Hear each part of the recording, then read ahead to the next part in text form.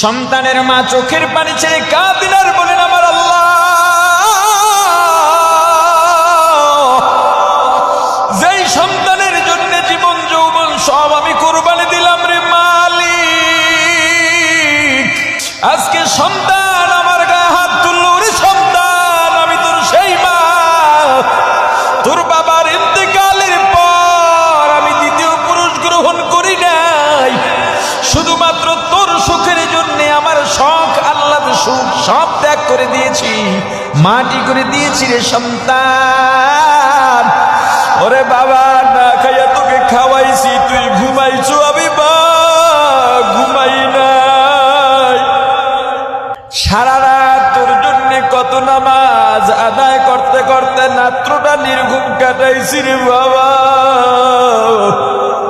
তোর জন্য দোয়া করতে করতে নির্ঘুম রাত্রটা কাটাইয়া দিছি, গর্ভে ধারণ করে কত কষ্ট করছি রে বাবা।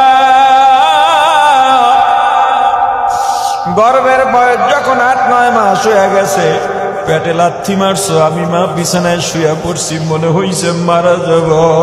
দুনিয়াতে জন্মগ্রহণ করলি, আমি মা বেহুশ হয়ে গেছি।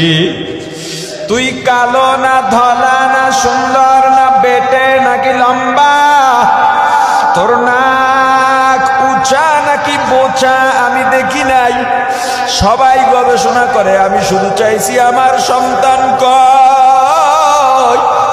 শীতের রাত প্রসাব পায়খানা করে বিছানা নষ্ট করে, ঠান্ডা লাগছে চিৎকার দিছে, অনেকের ঘুম ভেঙে গেছে, সবাই বিরক্ত, এমনকি তোর বাবাও বিরক্ত, কিন্তু আমি মা বিরক্ত হই নাই। তুই অসুস্থ হয়ে গেলে আমি মা তোর সেবা করতে করতে নির্ঘুম রাত কাটাইছি। ওরে বাবা, মানুষের বাড়ি কাজ করতে গিয়া কত লাঞ্ছনা সহ্য করলাম, কত অপমানিত হলাম। বাবার এরপর তোকে বুঝতে দিই নাই, দিনের পর দিন কাজ করতে করতে আমার চেহারাটা কালো হয়ে গেছে, চামড়া পুড়ে গেছে। আজকে আমার গায়ে তুই হাত তুললি রে বাবা, আমি যদি তোর জন্য তাহাজ্জুদের দোয়া না করতাম আজকে মানুষ হইতে পারতি না।